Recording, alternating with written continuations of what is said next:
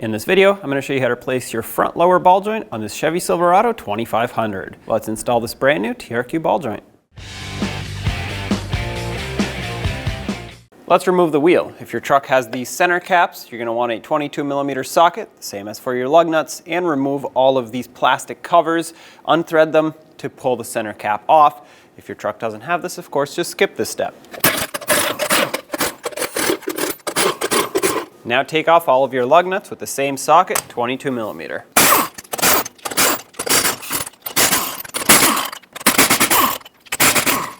Now remove the wheel. Take a 21mm socket, remove the nut that holds the tie rod stud through the knuckle. Put that nut back on just a couple turns and then take a hammer, tap the knuckle to separate the two.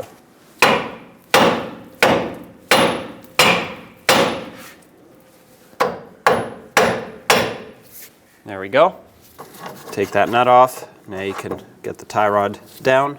With the wheel off, let's remove the caliper. It's easiest if you turn the wheel to one side so you can get better access. Use a 21mm socket and remove both of the caliper bracket bolts so we can remove the entire caliper and bracket assembly and set it aside up on top of the upper control arm. There's one bolt. I'm going to leave it threaded in so I can take this one out safely without it falling off. Okay, take these bolts out. Now you should be able to get the caliper off of the rotor. You may need some sort of a prying tool to help you out. There we go. I'm going to put it right on top of this upper control arm, just like that. I'm going to put it right on top of the knuckle here, and I'm going to tie it to the upper control arm. This is how I secured it here with a heavy-duty bungee cord. It's not going anywhere. Brake hose is not being pulled on, so we can continue. Let's remove this cap here that covers our axle nut. So take a pry bar, and sometimes you'll need a chisel. In this case, it looks like someone already chiseled it up. So I'm not going to do more damage. I'm actually going to try to straighten it out once it's off. But what you need is something to pry with so that you can tap this off of here.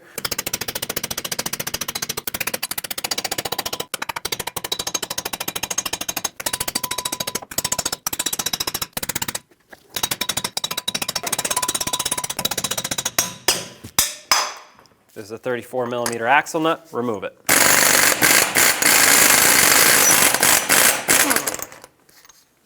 Get this washer off as well.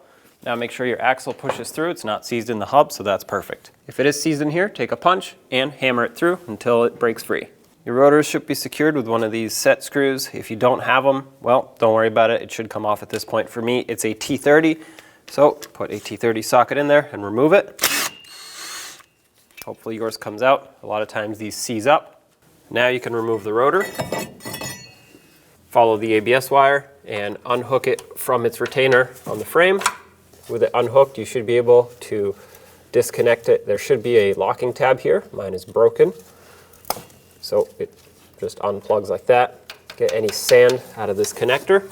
On the front side of the knuckle, you'll see this bracket held on with a 10mm bolt. Put a 10mm socket on it and remove it. If this one's very rusty, consider getting a new bolt for reinstallation.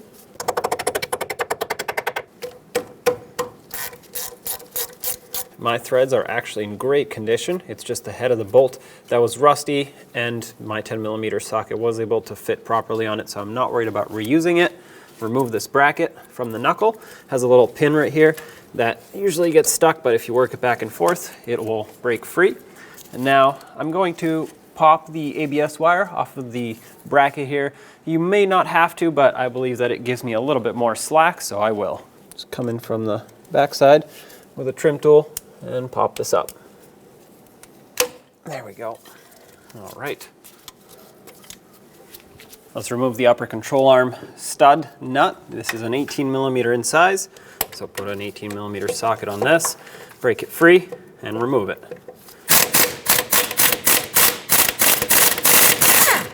Before this pops free, I'm going to put it back on just a few threads so I can hold it, and then we're going to tap the side of the knuckle here, right where it goes through, and that should release the stud from the knuckle. There we go. Now with a long pry bar, pry this down and remove the nut. This should allow you to remove the control arm from the knuckle. Go slow to make sure everything is going as planned. There we go. Now remove the lower ball joint mounting nut. It's a 24 millimeter in size. Keep in mind there is nothing holding this knuckle on at this point once you remove it, so be careful. I'm going to loosen it up. Okay, it's off. Quickly snug it up a few threads. And now we're going to tap on the knuckle so that it can break free from this ball joint stud. And when this happens, it'll drop down, hit the nut, and then we can go from there. This is going to prevent it from actually falling off of the vehicle. That's why I did that. There we go. Now you might need a helper to remove the nut as you hold the knuckle. Remove the knuckle.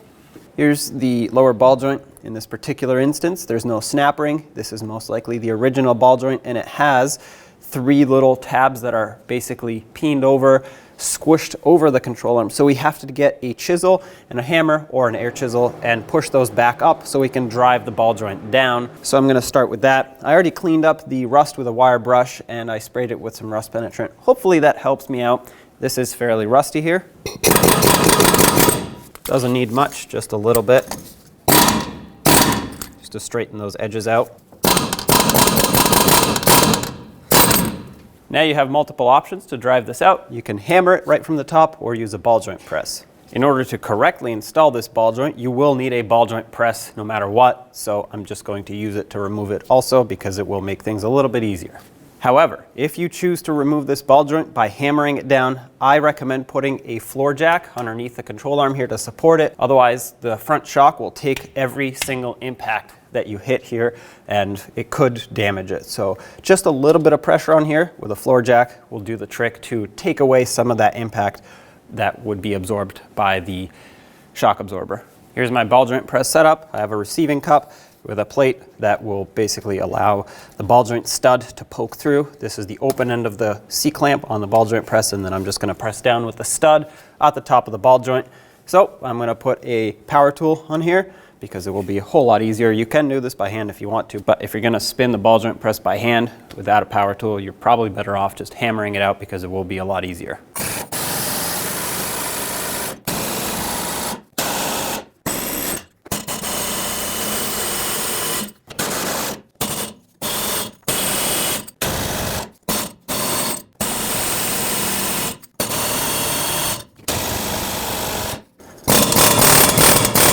Oh, there it goes.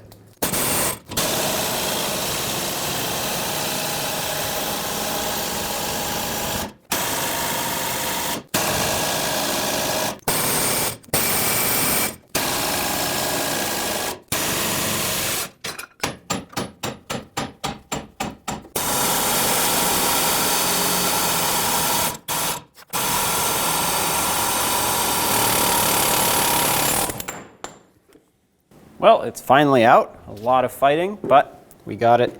And now we just have to clean up this area on the control arm so that the new one has the best mounting surface possible. It's not too bad actually, and that's surprising because, well, it took a lot to get this out. I'm just going to use a wire brush and wire brush this area. As you can see, it cleaned up very well. If you have any edges that are crushed over from hammering or chiseling, you're going to want to make sure you either grind those off or flatten them out so that the new ball joint has a perfectly flat area to sit on. Now that this is looking pretty clean, we can get ready to install the new ball joint. When it comes time to installing this new ball joint, you'll see that on the bottom it has a lip here, not where the boot sits, but right on the outer ridge, and that is so that you can put a cup on it that fits perfectly flat up against it and is not bigger than the outer groove, but also doesn't sit on the boot.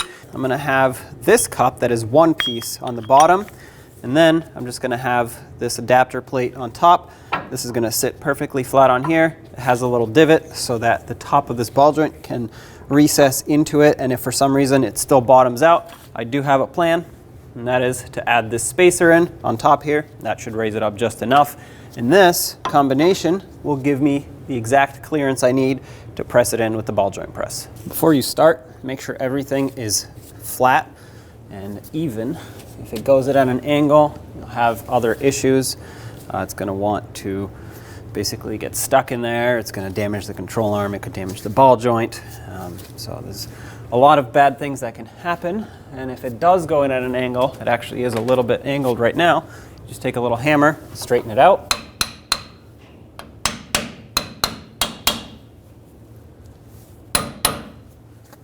There we go. Now, if it's a tiny bit angled, it should correct itself. I also put a little bit of grease just on the top of the ball joint just so it can start in nice and smooth. But if it goes in at a serious angle, you're going to want to correct that with the hammer.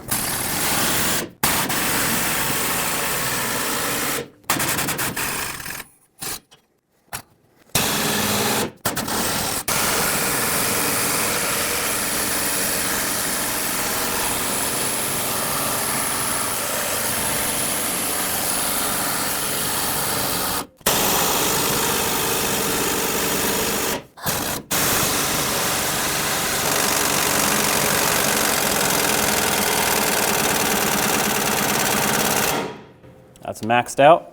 If you want to give it a few taps, go ahead, but I'm 100% sure that it is fully seated all the way around. So release pressure.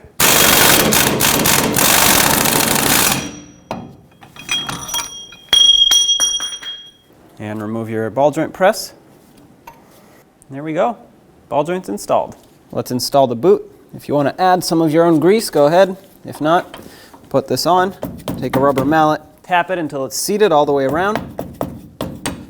It's looking perfect right there, so we're good to go. Add a thin coat of anti-seize to the splines of the axle so that it doesn't seize in the hub in the future. Grab your knuckle, put the axle through it, and kind of at the same time put the ball joint through. Have the ball joint nut ready, and start it on just a couple threads so it can stay on securely. Grab your 24mm socket and tighten this up.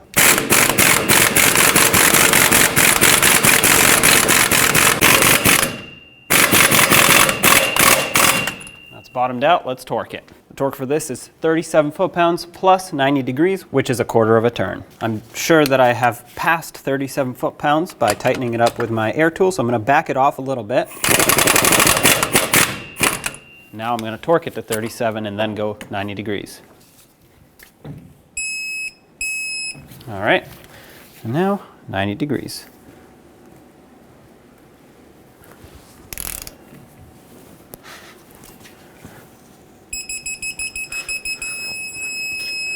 All right, that's 90 degrees right there.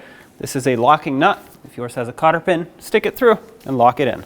As this comes up, have a pry bar ready to push the upper control arm down and through. Put the mounting nut on. 18mm socket, tighten this up.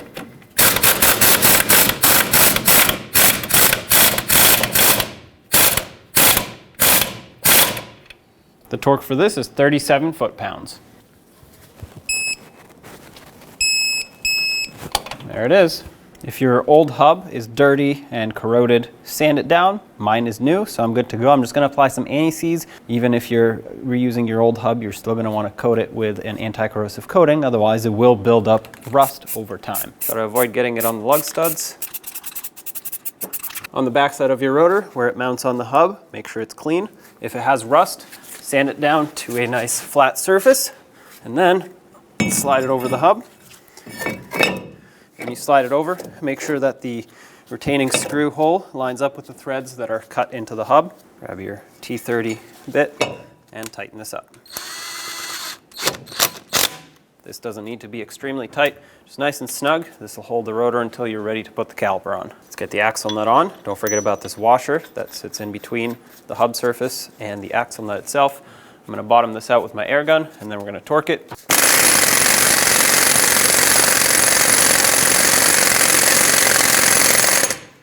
Okay, it just stopped spinning right there, so let's grab the torque wrench. The torque is 188 foot-pounds. Put your torque wrench on here, and then use a pry bar right through the lug studs to prevent this hub from spinning. Make sure it's sitting flat on those threads so you don't damage them. Okay, 188. That's it right there. Let's put this cap back on here. Take a rubber mallet, tap it into place.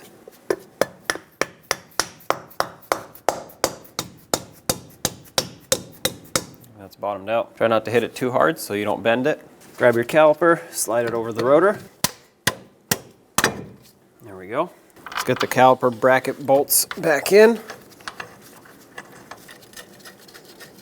Let's bottom these out. 221 foot-pounds of torque on both of these bolts. All right, there you have it. Let's get this brake hose bracket reattached on the knuckle. It's had a 10mm bolt going through it. Put it back on. There we go. Let's resecure the ABS wire now on the knuckle. And then up on top of the bracket here. And then just follow it up to plug it in. Make sure that connector clicks. Secure it onto the frame. Get the tie rod through the knuckle. Start the castle nut on. Snug it up. The torque for this is 44 foot-pounds. However, you do need to line up the cotter pin slot. So if you get to 44 and it's not lined up, continue tightening and not loosening to get it to line up.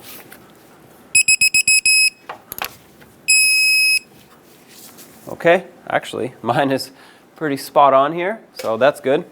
Slide it through and bend it over.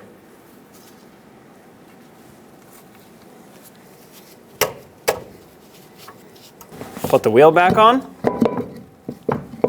Start on all 8 of your lug nuts, bottom them out in a cross pattern, and also in a cross pattern, torque them to 140 foot-pounds. -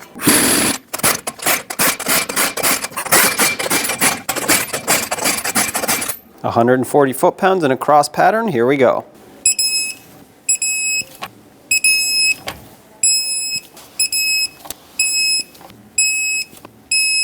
Double check them.